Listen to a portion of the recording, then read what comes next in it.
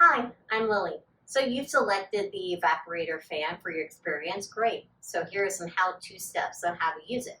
So key thing is it always needs water before running it. So quick way to double check is that there is an indicator right here and there is a bubble. So if the bubble's not on top and it's low, it means it needs water.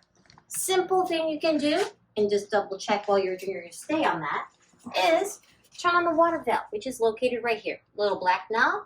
Turn to the right, you'll hear the water, and then you'll just keep an eye on the level.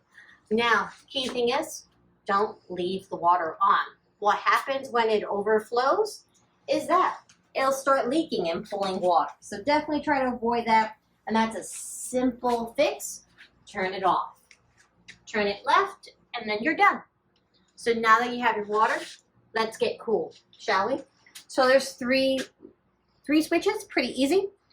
You have the pump for the water, you have the fan, and then you have the swing to oscillate.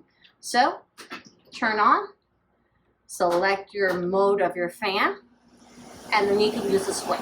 Now, this will always be positioned right here for you.